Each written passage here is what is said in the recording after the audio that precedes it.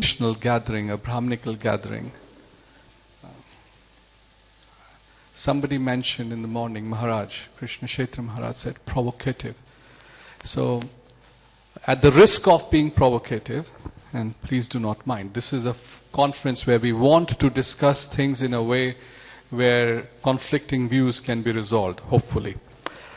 After going through an educational development model, building inclusive partnerships, I will like to call upon some guests and speakers who are going to talk about Vedic education. And the subtitle of that presentation is Schooling the World, the Myth of Progress. I'd like to invite Preetivardhan Oshai, Pranath Prabhu, Achinta Swarup Prabhu and Balram Prabhu on the stage to please come and share your perspectives and experiences from the Bhaktivedanta Academy at Sridham Mayapur. Shall I arrange more mics? One more?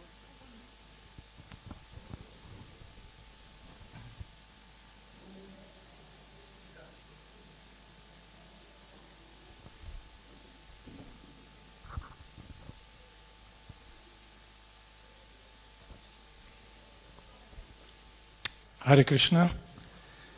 So first, in the name of His Holiness Bhaktivedanta Maharaj, he was not able to come, so he asked us to come and represent him, and also Preetivardhan Prabhu. He's really tired. He was yesterday in Delhi receiving the Prime Minister. He did this Swastivachana for receiving the Prime Minister in Delhi yesterday, and he didn't sleep the whole night. So he's feeling a little indisposed, so we're also eager to hear from him. And basically, the topic, as Prabhu mentioned, Vedic education. We didn't prepare for that, all of us. But we want to at least transmit some values or some realizations we had trying to reestablish or revive this system of education that was very dear to Srila Prabhupada. Usually when people ask me, why did you choose to be a teacher? And I answer, well, there are usually three reasons that people, they decide to be a teacher. One is that they love education. The second one is that they need money. And the third one is for revenge. And that's my case. And revenge for everything that we pressed through our educational life that was against the natural way that we should be educated. Revenge against the 6, 7, sometimes 8 hours we have to be sitting down, just hearing, trying to memorize all the conflicts that we pass through our educational system, the modern educational system. So, in this regard, I want to make 3 points in connection to, because actually also, as Prabhu mentioned, provocative. Why? Because even nowadays in ISKCON, the word gurukul is kind of a taboo. Many times when devotees ask, what do you do? Oh, I teach in gurukul. Sometimes they are, okay. So there's just one short story I want to tell you, that there was in a village that came one guy with a donkey. And the donkey, and the owner of the donkey said, I'll pay $1,000 for the person who can make my donkey say no. Whatever you ask him, he say like this, yes. So there was this huge line. The whole village came. And there was one devotee there in the line. So they were there and they were going to the donkey and saying, asking this and that, and the donkey would go, yes, yes. And then came the time for the devotee, and the devotee went to the donkey and said something, and the donkey said no, and he ran away. So the owner, he was surprised. He never say no, but now he's saying no. And then he asked the devotee, what did you ask him? And he said, I asked him if you want to run a gurukul.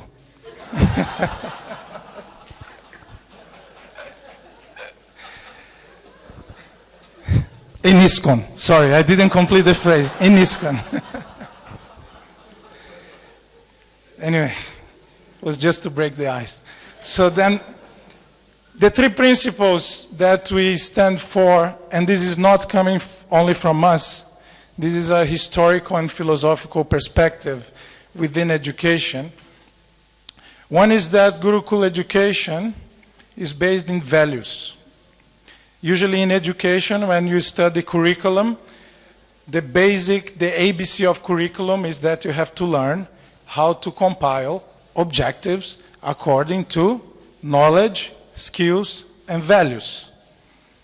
Just a side point that yesterday, when Prabhu was showing the purposes of ИСККОN, in the first one, Prabhupada is exactly mentioning knowledge, techniques, and values. Much before any educator start to bring these points in the field of education. So that's Srila Prabhupada.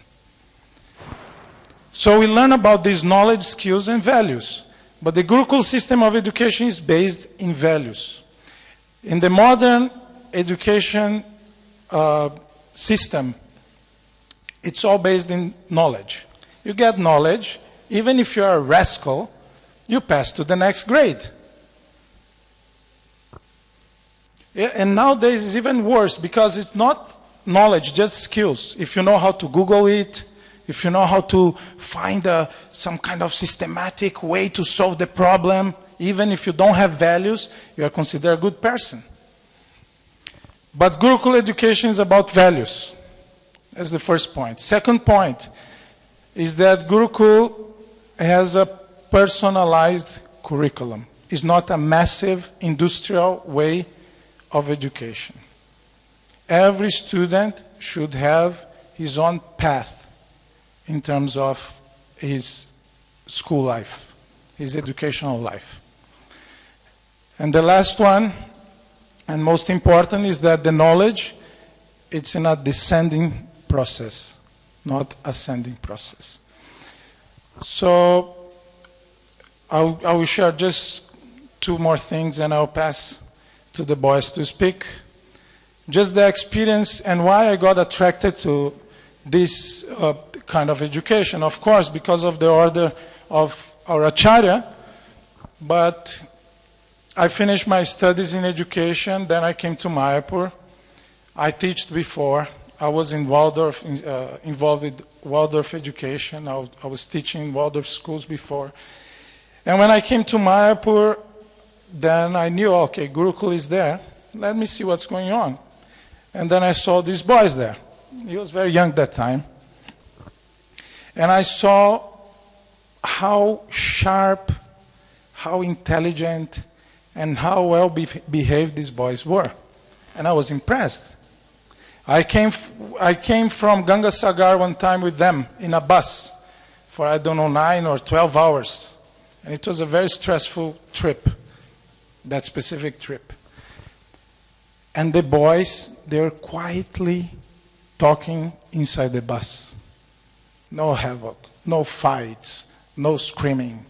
And I was impressed how they achieved this. Because if you had the experience of traveling with kids in school, especially school trips, then you know. And then I thought, I have to do something connected to this. So I got all these principles with His Grace Prithivardhan Prabhu, with His Holiness Bhaktivedanta Maharaj. And I thought this can be applied in the Western society. And I was invited by one temple president of the most violent city of Brazil. Exactly the previous year, it was considered the most violent city in Brazil. But this devotee, by his bhakti and his shakti, they had a very successful program for children and youth. Many nice devotees came from there. And even one devotee, for 10 years, he managed Davantari Maharaj's seminar in Brazil for hundreds and hundreds of students. Anyway, so we had this experience. We applied these principles with these children. And the results were amazing.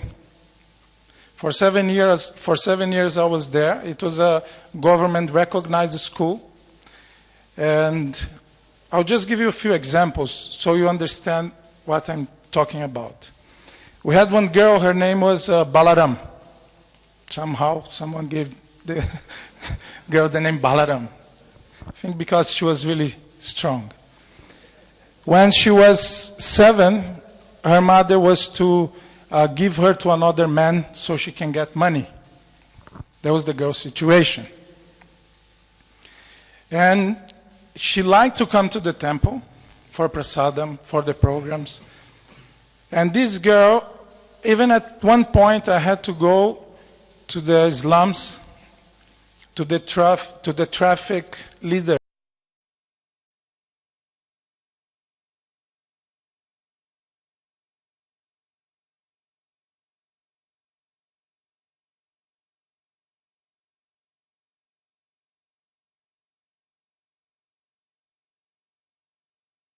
To pass the drugs, so even if the children they are caught, they go what they will do with the children. Then I asked them, can you bring her back? So much effort, and we had a very personalized, in many ways, personalized system to deal with her studies, her relationships. The mother went to jail, of course. And nowadays, she's taking care of her 4 young brothers and sisters, just by values.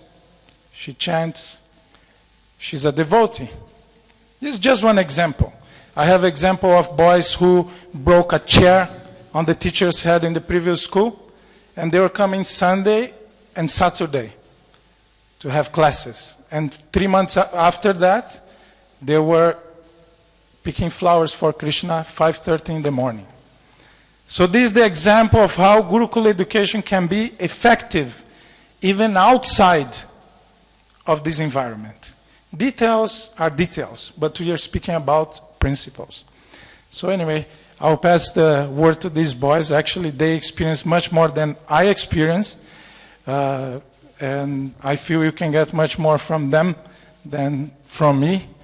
I'm very happy to be here, but I would say that I would prefer to be with the children there. That's my life. And that's what we like. Okay, so Hare Krishna. So I'll leave you with Achintya Prabhu and Balaram Prabhu. The one point which I'd like to make is that Gurukul education is something which is irreplaceable in our society. We have many different types of education which are all wonderful, and we've been hearing about all of them over the course of the past 3 days, which has been very nice, especially for me because I'm here most of the time and don't get the opportunity to hear about all the different educational initiatives which are going on in our society. But out of all those different initiatives, Gurukul education has a very special place. It serves a particular function which no other kind of education serves. And so the fact that at this point in our society, Gurukul education has been very much put a little bit to the side. It's not very popular. And of course there are many historical reasons for that, which are very understandable. But at the same time, I want to present some reasons why the time has come for us to try to put Gurukul education back in the place that Srila Prabhupada put it in his teachings. Srila Prabhupada many times said that Gurukul is one of our most important projects in this movement, and it should be given all serious consideration by the members. And when Prabhupada spoke about education, generally he was speaking about Gurukul education. That was his main focus, at least in terms of educating children. That was in his letters, in his lectures, in his books. That's what he speaks about. And so there are a few things specifically which I'd like to highlight that Gurukul does which are very unique. One of the things which Gurukul does, which is very unique, is that it prepares devotees to be future leaders for our society and for the world. Gurukul education is not an industrial system of education which is training people to go to the factory or training people to work at a desk job or to work at your average, salary wage job. Gurukul is preparing people who are meant to go and become the leaders of the world. And Prabhupada says that very specifically in one quote. He says that this Gurukul is the perfect system. It should be revived to create the leaders who know what is the welfare of the citizens. And so in that way, both for our society and for the world at large, Gurukul education is needed to prepare leaders. And the way how Gurukul education does that is because basically anything which you want to learn, you learn it by practicing, and everybody knows that. If you want to learn multiplication tables, you practice your multiplication tables. There's no shortcut. When I was about 8 or 9, that was something which I didn't really want to accept, and as a consequence, it took me a long time to learn my multiplication tables because I wanted a shortcut. I didn't want to sit there practicing them all the time, but it didn't work like that. And so in the same way, when you want to develop something like leadership, there's no shortcut to doing that. There's no way that you can sit in a classroom and develop leadership skills or develop the character of a leader. The way how you do that is by actually taking responsibility for people, for services, for getting things done, and doing that work. And so the Gurukul system of education which we have is very, very unique in that it actually does that. We have a school here in Mayapur where literally the whole school is run by the students. Every day all of our meals are cooked by the boys. We have a Goshala where all the cows are taken care of by the boys. We have many, many acres of land where the agriculture, all the crops are grown by the boys. The whole management of the school, all of the 80 kids that are there in the school, what they're doing all day, all the services they're doing to take care of the school, that's all managed by the boys. The older boys take care of the younger boys. We have a hierarchy. There's a head boy who oversees everything. There's group leaders, each of whom has a group of 5 or 6 boys that they're taking care of and engaging in service. And so in that way, literally the entire school is being led and managed by the students under the supervision of the teachers. But the people who are actually doing the leadership is the students. And the reason why that's there is not because the teachers can't do it. It's because for us to be able to train leaders, we need to be engaging our youth in leadership. And that is an area where Gurukul education excels, where no other kind of education can quite catch up. Because Gurukul education is not a classroom-based environment, although of course classroom is there and classroom learning is there and all the regular academics are also there, but Gurukul is a full lifestyle. Which is why the definition of Gurukul given in Srimad Bhagavatam is Brahmachari Gurukule Vasandanta or Guroritam Acharan Dasava Nicha Gurau Sudra Dasauradaha. And it specifically mentions that the Brahmachari lives in the home of the Guru. And living there is important because you can't convey all those values in a 6-hour school day. Because the values that a child has are what he does when he leaves school, when he leaves the classroom and goes home. What is actually important to a person is what they do when they have free time, when they don't have to be sitting and studying in the classroom. And so if you have a values class in a classroom, but you don't look at what the person is doing when they go out of the classroom, then you can't assess whether or not values are actually being inculcated. And so Gurukul education has a very unique role to play in the future of our society. And right now we're dealing with a problem of succession. As we all know, the GBC is discussing this, everybody's worrying about this. We need a succession plan for our movement, and the succession plan for our movement is Gurukul. That's Srila Prabhupada's succession plan. That's the succession plan which he's given to us. If we train our youth to be leaders, then we will have leaders in the future. If we do not do that, then we won't have leaders for the future of our movement. Thank you.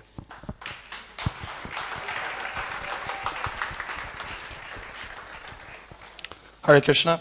Please accept our humble obeisances. Glories to Prabhupada. So, Pranath Prabhu, my dear friend Balaram, they made some really excellent points. And there's one point that I want to draw out that I think wasn't. Pranath Prabhu was talking about how there's kind of 3 things we're looking at. It has to be descending knowledge. It has to be, what were the other 2?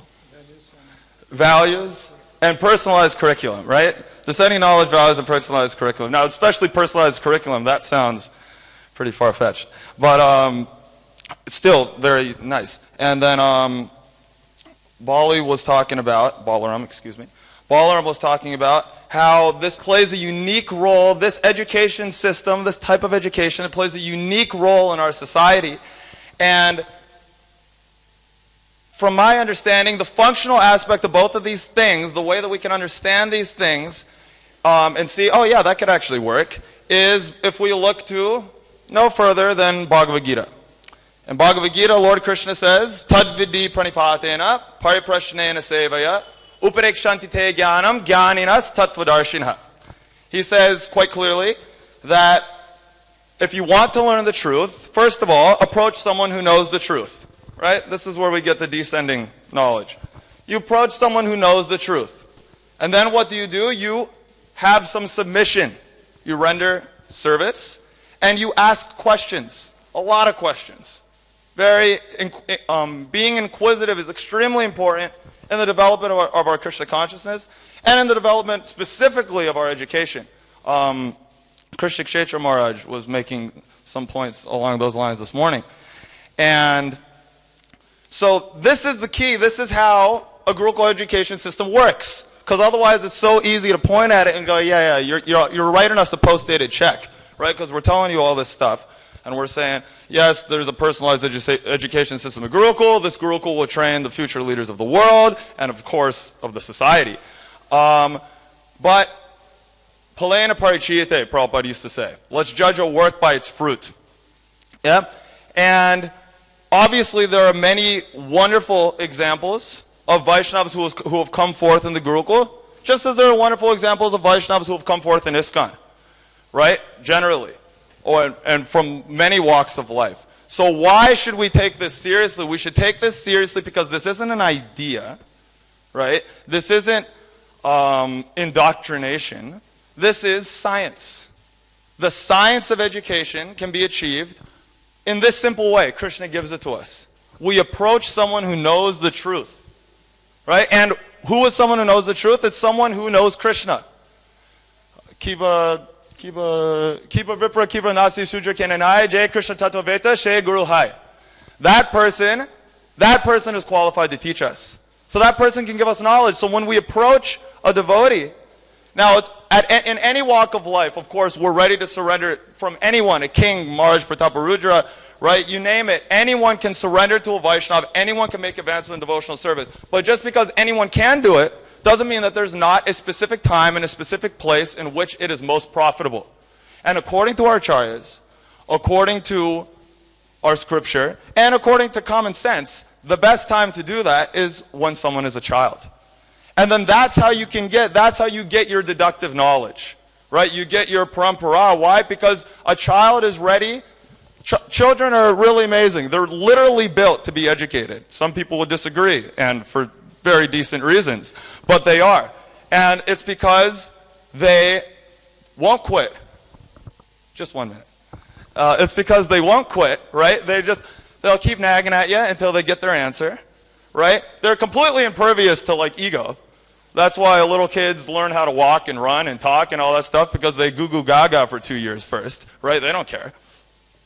And they naturally emulate those who they look up to. They take after them. So if we put a boy in an environment where they have qualified teachers, where they have qualified Vaishnavas who are looking after them, right? We engage that boy in devotional service, and we encourage and facilitate his natural inquisitiveness, his natural desire to gain knowledge, his natural desire to gain knowledge, right? Then it's just, you're all very intelligent, you're all sitting here, right? It works. Anyone who's dealt with kids, they know it works. They are going to emulate the people above them, right? They are very active. So use some of the activity to engage them in service. It purifies their heart and makes them humble. It gives them all of these leadership, wonderful qualities and skills that Balaram was talking about, right? And encourage that natural proclivity to ask questions. And then that's it. There's your personalized curriculum. Because no kids ask the same questions. Some of them are the same, but many of them are different according to their interests and according to their nature. And then facilitate accordingly, right? And give the knowledge that is given by Srila Prabhupada, that is given by Parampara. So, before we, so to summarize quickly, Tadviti Pranipatena Paraprashanaya Sevira, right? We know that verse. And before we are too quick to throw the baby out with the bathwater, to look at something and say all of these nice things. Prabhupada gave us really, I rattled them off, post-dated check, Palena Parichita. Before we're too quick to throw out the Gurukul system and to say this is a pie in the sky, think.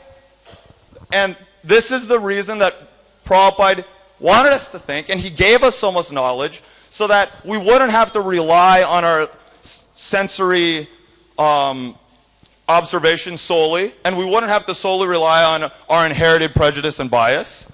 We can also rely on what is science, what is Krishna consciousness, and what is the way to move our mission forward.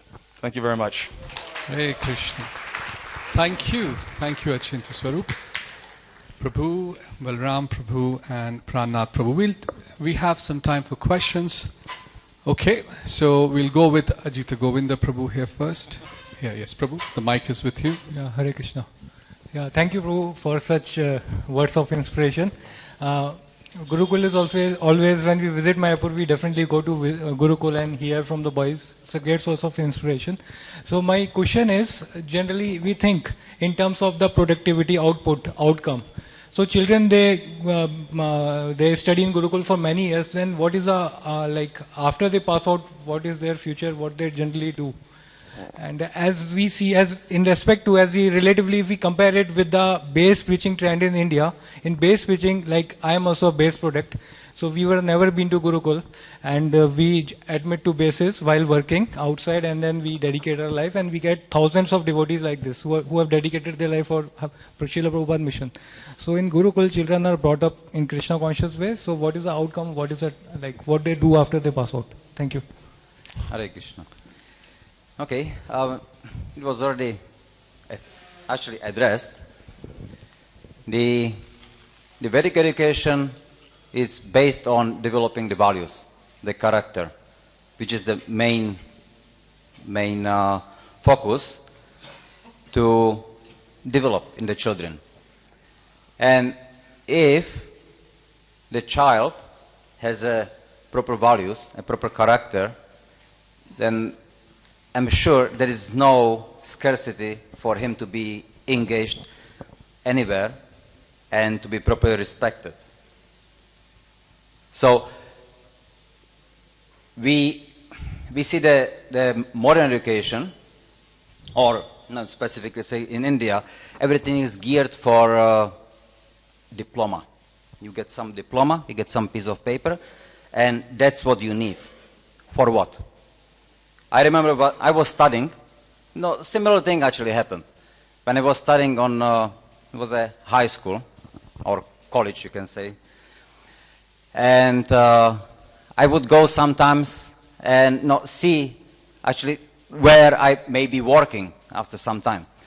And the common question and at the same time answer from the employers would be, okay, so when are you coming? Anyway, when you come, so then first of all, you forget everything what you have learned, and we will teach you what you need to know. So then I was like a little perplexed.